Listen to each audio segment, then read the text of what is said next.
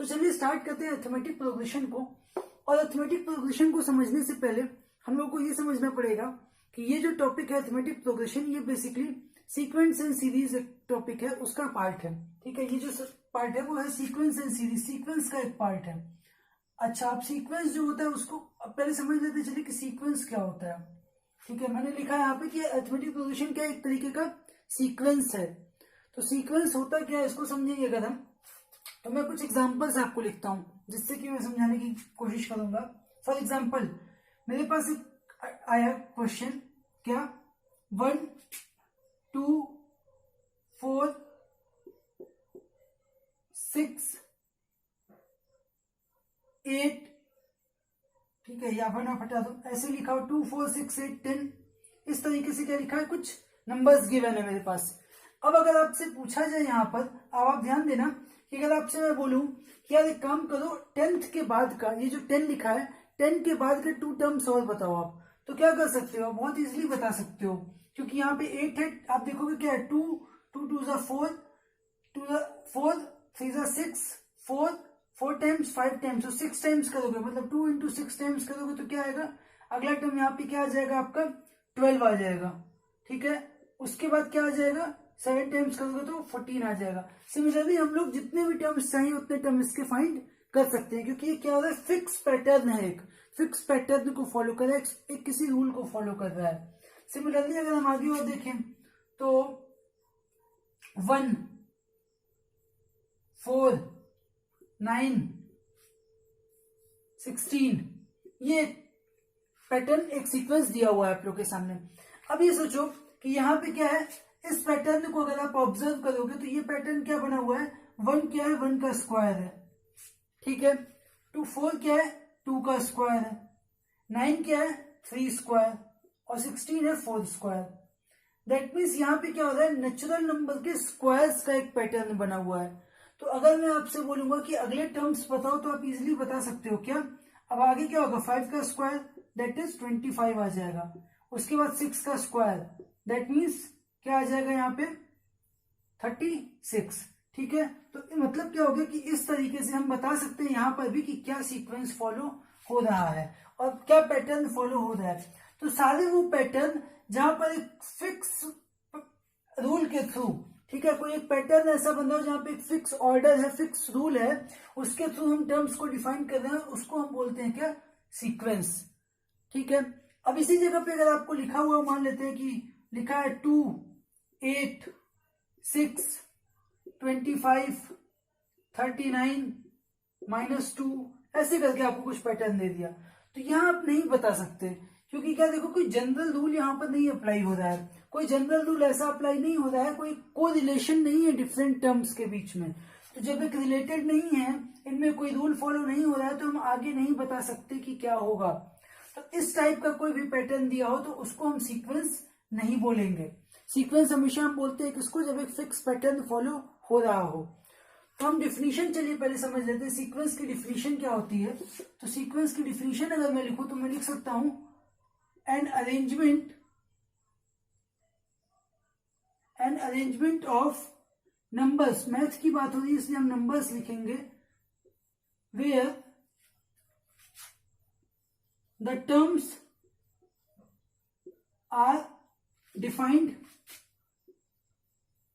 With some specific pattern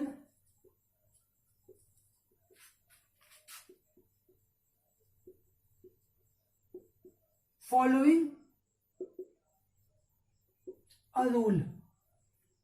ठीक है, मतलब क्या हो गया, इन शॉर्ट कि किसी भी एक पर्टिकुलर रूल को फॉलो करते हुए अगर कोई पैटर्न गिवन है, ठीक है, एक अरेंजमेंट गिवन है, एक पैटर्न गिवन है नंबर्स का, उसको हम लोग क्या बोलेंगे, सीक्वेंस बोलेंगे। तो सीक्वेंस के अंदर ही हम लोग को स्टडी करना है। अच्छा, अब डिफिनीशन हम लोगों ने समझ लिया, आगे चलिए बढ़ते हैं। किसी भी सीक्वेंस को अगर आपको स्टडी करना है, अगर आप बात करोगे जैसे सीक्वेंस के अंदर ना, अभी आप पढ़ रहे हो अरिथमेटिक प्रोग्रेशन मतलब एपी, फर्दर आप हायर क्लासेस में जाओगे, +1 के अंदर जाओगे आप अभी नेक्स्ट क्लास में, तो आप लोग को ज्योमेट्रिक प्रोग्रेशन भी पढ़ना होगा, एक हार्मोनिक प्रोग्रेशन भी होता है। तो डिफरेंट टाइप के जो भी प्रोग्रेशंस हैं, मतलब जो भी सीक्वेंसेस हैं, उसको स्टडी करने के लिए हम लोग एक चीज डिफाइन करते हैं जिसको हम बोलते हैं क्या, जनरल टर्म।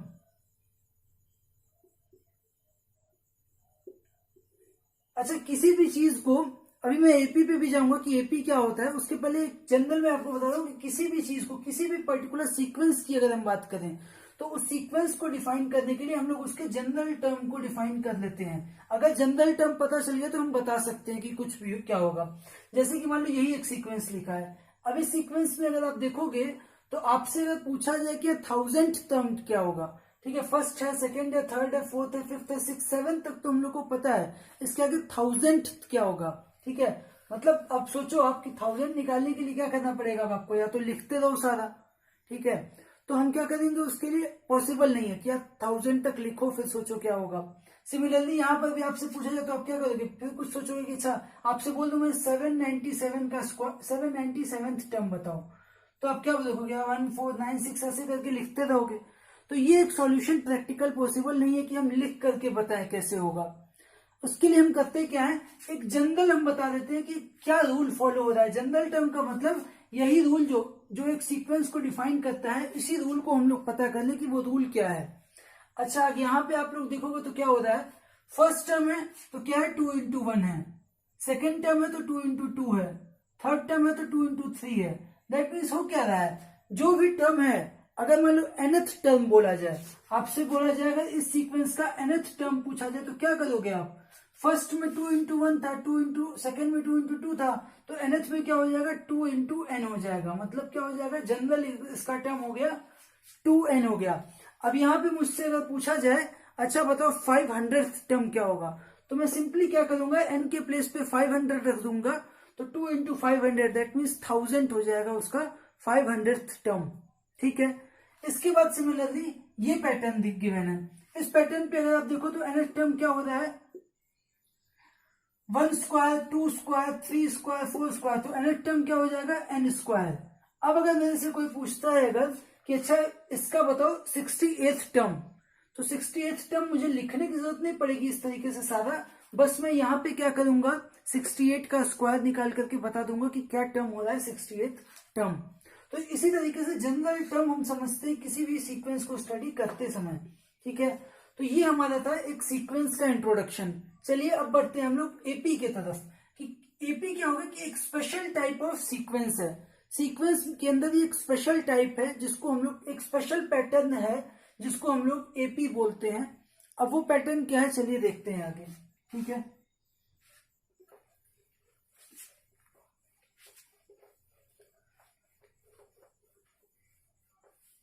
अगेन कुछ एग्जांपल्स के थ्रू आप लोगों को समझाऊंगा मैं।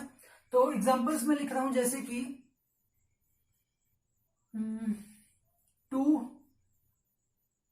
7, 12, 17, 22, ये एक पैटर्न मेरे पास गिवन है, ठीक है।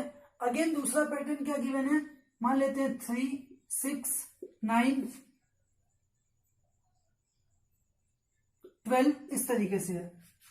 एक और पैटर्न क्या है मेरे पास, 2, 2, 2, 2, कुछ ऐसा गिवन है, 2 ही है सादा, ठीक है। और एक पैटर्न जो मेरे पास है 2, -1, 0, सॉरी 2, 1, 0, -1, -2, इस तरीके से।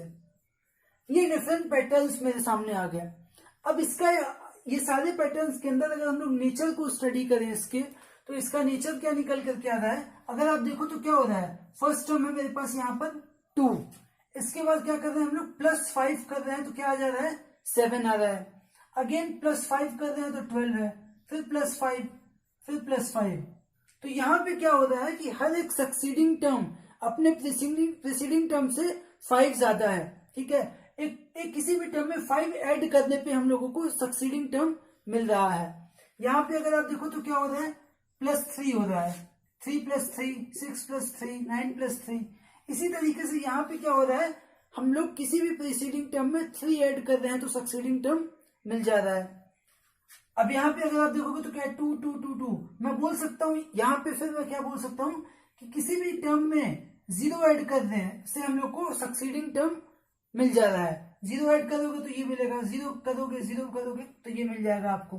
ठीक है, सिमिलरली फिर यहाँ पे क्या हो रहा है, यहाँ पे मैं बोल सकता हूं कि 2 है और -1 है, सॉरी 2 है और 1 है, तो मैं -1 ऐड कर रहा हूं, -1 ऐड कर रहा हूं, या आप बोल सकते हो 1 सब्ट्रैक्ट कर रहा हूं, तो मुझे क्या मिल रहा है, प्रीसीडिंग सक्सीडिंग टर्म मिल जा रहा है। जैसे 1 में क्या किया मैंने, -1 कर दिया तो 0 आ गया, 0 में -1 किया तो -1 आ गया, -1 में -1 किया तो -2 आ गया। ठीक है, अब ये सारा ही सीक्वेंस अगर आप देखो, जो 4 सीक्वेंस मैंने लिखे हैं, इन चारों के अंदर ही एक स्पेशल पैटर्न फॉलो हो रहा है। वो पैटर्न क्या है कि हर एक सक्सीडिंग टर्म हम लोगों को प्रीसीडिंग टर्म में कुछ ऐड करने पे मिल जा रहा है, और वो क्या है, कांस्टेंट कोई भी एक नंबर है जिसको ऐड करके हम लोगों को मिल जा रहा है। तो ऐसी सारी सीक्वेंस को हम लोग क्या बोलते हैं, अरिथमेटिक प्रोग्रेशन, मतलब एपी बोलते हैं। एपी का मतलब क्या हो गया, दैट मीन्स कि कोई भी एक प्रोग्रेशन जहां पर आप लोगों को, हम लोग क्या देखें कि कोई भी प्रोग्रेशन है जिसमें सक्सीडिंग टर्म हम लोगों को प्रीसीडिंग टर्म में कुछ ऐड करके मिल रहा हो, वो सारे टर्म प्रोग्रेशन क्या होंगे, अरिथमेटिक प्रोग्रेशन, जिनको हम शॉर्ट में बोलते हैं एपी। ठीक है, सारे टर्म, एक फिर से इजी लैंग्वेज में आपको बताऊं तो हर आगे वाला टर्म, हर आगे का टर्म आपको क्या हो रहा है, पीछे वाले टर्म में से कुछ ऐड करने पे मिल जा रहा है। ऐसा कहीं पर भी आए तो उसको हम लोग बोलेंगे अरिथमेटिक प्रोग्रेशन। इसको चलिए डेफिनेशन एक बार हम लोग देख लेते हैं, इसकी डेफिनेशन क्या होगा। तो अरिथमेटिक प्रोग्रेशन की डेफिनेशन मैं यहाँ पे लिख रहा हूं आपके लिए, अरिथमेटिक प्रोग्रेशन, हम क्या बोल सकते हैं अरिथमेटिक प्रोग्रेशन को, a sequence in which every succeeding term is obtained by adding a fixed number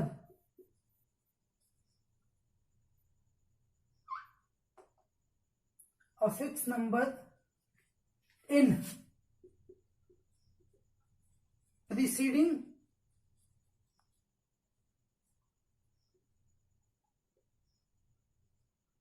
term is called AP। ठीक है, तो ये डिफिनीशन है इसकी कि किसी भी सीक्वेंस के अंदर जब सक्सीडिंग टर्म हम लोगों को प्रीसीडिंग टर्म में कुछ ऐड करके मिले तो उसको हम लोग बोलते हैं एपी। फाइन, अब एपी के अंदर ये डिफिनीशन हो गई, कुछ एक नोट है, एक पॉइंट वो आप लोग को लिखना है। बताता हूं क्या होगा, एक नोट हम लोग करके लिखेंगे, 2 पॉइंट्स। पहला पॉइंट क्या है कि जो भी fix term, the fix number added in preceding terms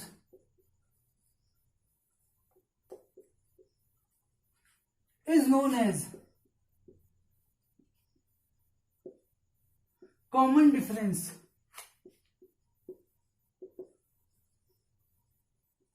मतलब क्या हुआ कि जो जहां पे हम लोग बात कर रहे थे किसी एक फिक्स नंबर को हम लोग ऐड कर रहे हैं सारे प्रीसीडिंग टर्म्स में, तो उस फिक्स नंबर को हम लोग बोलेंगे कॉमन डिफरेंस, और इसको रिप्रेजेंट कैसे हम लोग करते हैं, स्मॉल डी से। ठीक है, स्मॉल डी लिखा अगर एपी के अंदर तो हम लोग, इसका मतलब हो गया कि वो क्या है, कॉमन डिफरेंस है। पहला नोट था ये हमारा।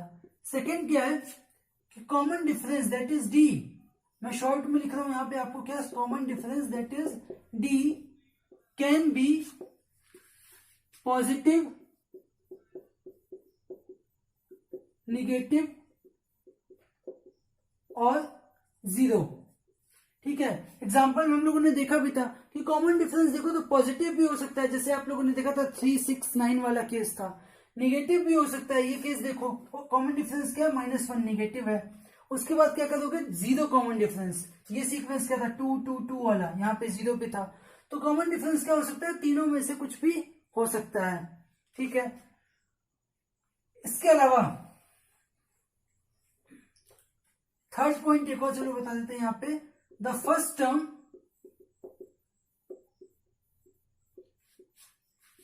of any AP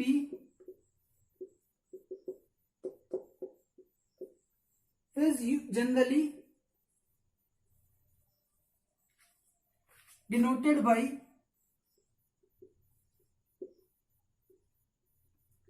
A।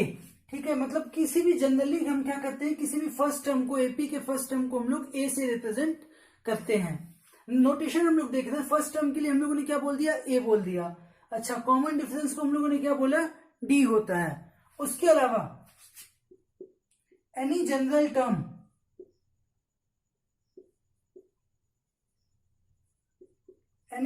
Term is represented by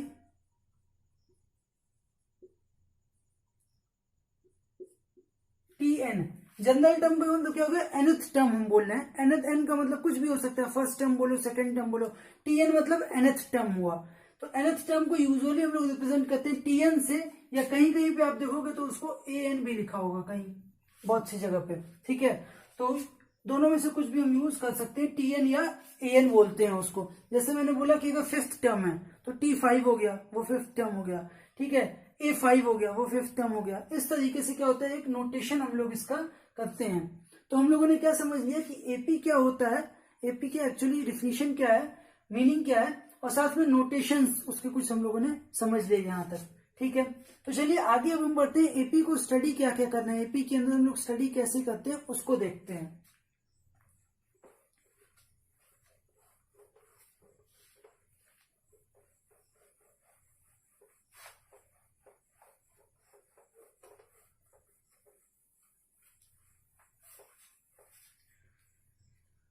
ठीक है, तो अब हम लोग एपी के नेचर को स्टडी करने वाले हैं। तो उसके लिए अगर हम देखें सबसे पहले तो क्या कर रहे हैं हम, मैंने क्या बोला आपसे कि चलिए एक हम जनरली हम एक एपी को देखते हैं कि कैसे लिखते हैं हम। ठीक है, जनरल रिप्रेजेंटेशन हम देख रहे हैं उसका।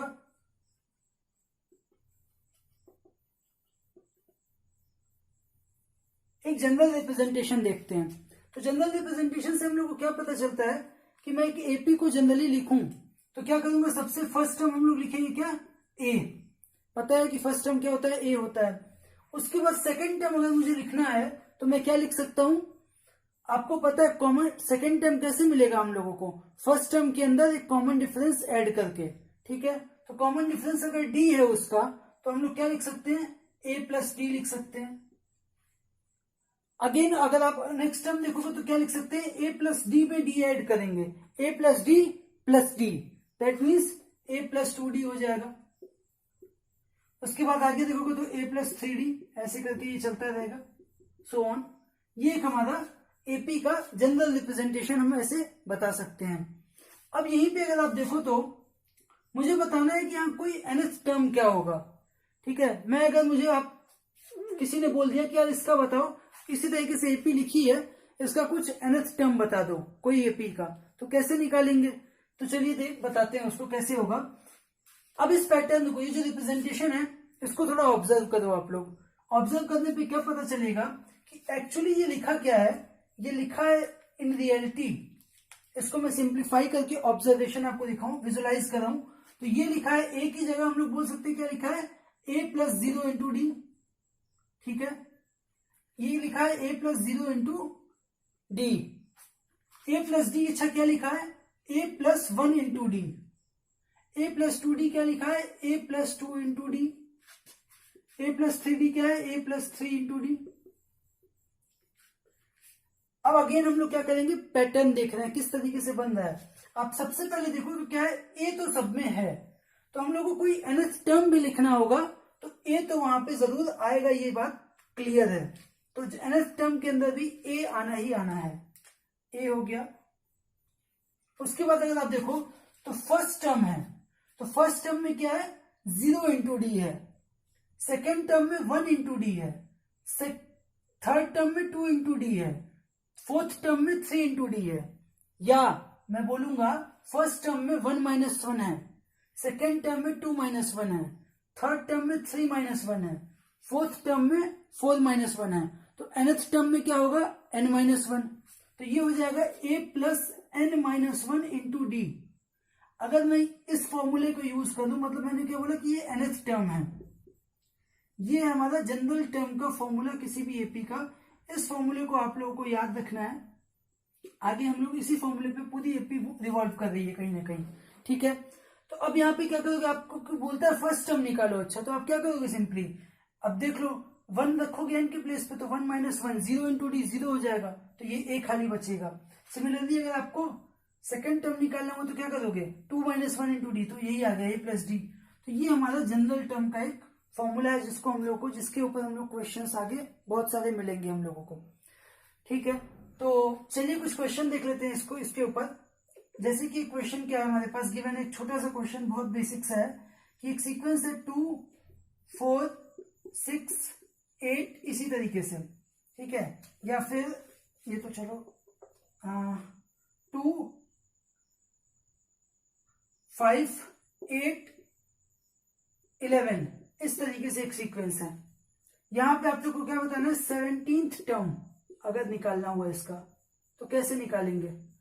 सिंपल है, देखो आप अगर यहाँ पे ऑब्जर्व करो कि देखो एपी है या नहीं, पहले देख लेते हैं। चलो, तो एपी है या नहीं ये कैसे पता चलेगा, सिंपल सा 5 माइनस 2 करोगे क्या आएगा 3, 8 माइनस 5 करेंगे तो क्या आएगा 3, 11 माइनस 8 करेंगे 3। दैट मीन्स कि फिक्स नंबर है, कॉमन डिफरेंस क्या आ जाएगा हमारे पास 3, तो डी की वैल्यू है यहाँ पे 3। फर्स्ट टर्म क्या है हमारे पास 2, दैट मीन्स ए क्या है 2 है, और हम लोग को निकालना क्या है 17th टर्म। तो 17th टर्म निकालना है तो एन क्या हो जाएगा 17। अब इस फॉर्मूले में सब्स्टिट्यूट कर दो वैल्यूज को, तो मैं बोलूंगा T17 क्या है हमारे पास, T17 का मतलब A that means 2 plus 17 minus 1 और D की वैल्यू क्या है 3 है।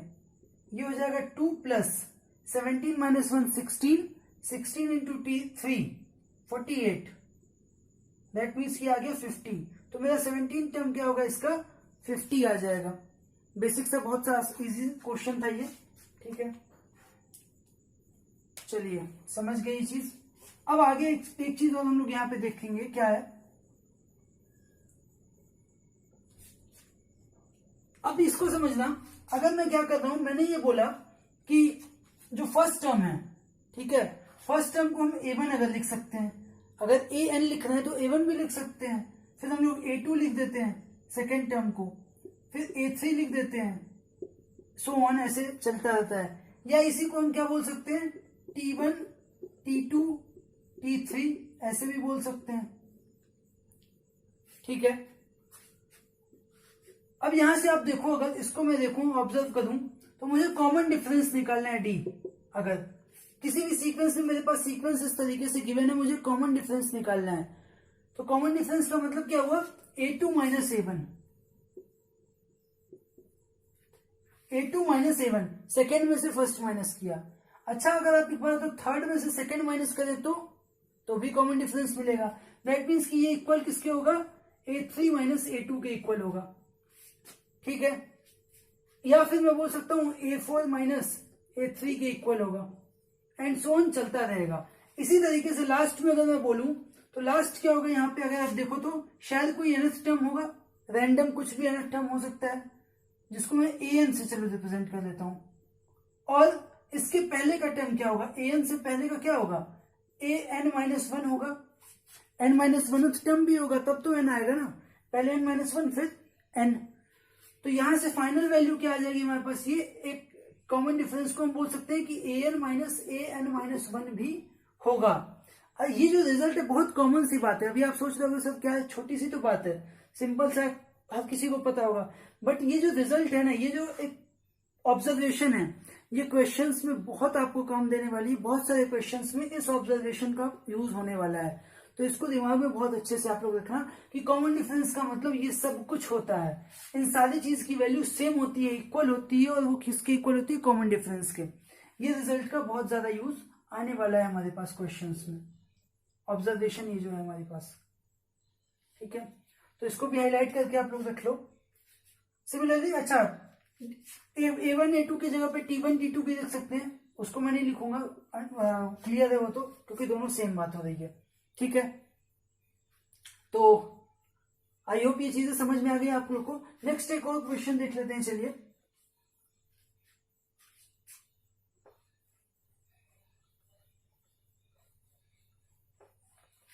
कुछ क्वेश्चंस और आज हम लोग देख लेते हैं इस पर। जैसे कि आपको एक क्वेश्चन गिवन है,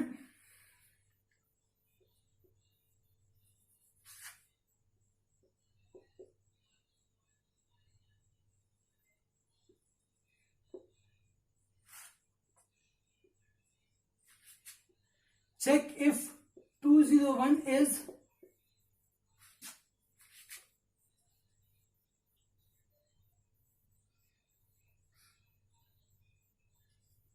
any term of the following AP। ठीक है, क्वेश्चन क्या है कि हम लोग को बताना है, अभी तक हम लोग देखा था भाई एनएस टर्म कैसे निकालते हैं। अब क्वेश्चन क्या आ गया कि चेक करो कि 201 क्या है, इस कोई एपी गिवन, हम लोग अभी एपी लिख रहे हैं। जैसे मान लीजिए मैं लिख लेता हूं 2, 5 या 2, 7, 12, 17 ये एपी है। अब क्वेश्चन क्या है कि बताओ कि ये जो एपी है, इस एपी का जो भी टर्म्स लिखे हैं इसमें कोई टर्म 201 होगा कि नहीं होगा। अब अगेन आप लोग क्या करोगे, एक बेसिक सी बात है कि हम क्या करेंगे इसके लिए, जनरली अगर हम सोचे तो कोई नॉर्मल स्टूडेंट है वो क्या सोचेगा, क्या चलो देखते हैं 5 5 5 ऐड करके। लेकिन हम लोग क्या करेंगे, इसमें दूसरा फॉर्मूला यूज करेंगे। फॉर्मूला हम लोगों ने क्या पढ़ा था अभी कि टीएन क्या होता है, a plus N minus 1 into D.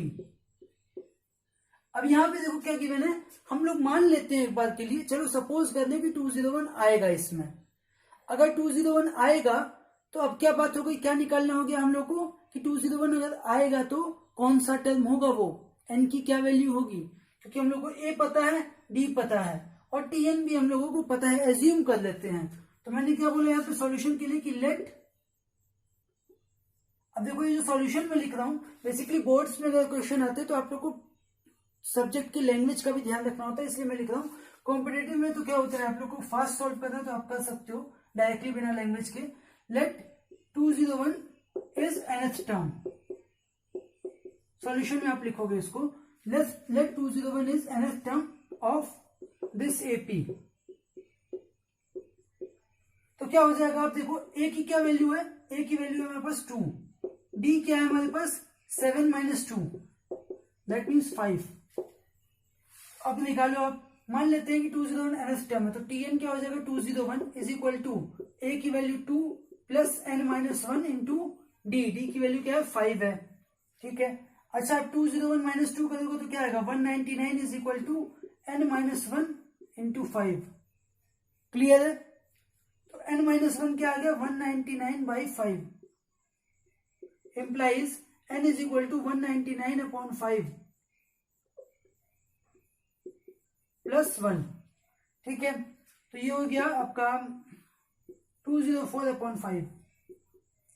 अच्छा आप सोच करके देखो कि किसी भी अरेंजमेंट में, किसी भी एपी में हमारे पास n की वैल्यू मतलब नंबर ऑफ टर्म, कौन सा टर्म है वो क्या आ रहा है, एक फ्रैक्शन आ रहा है।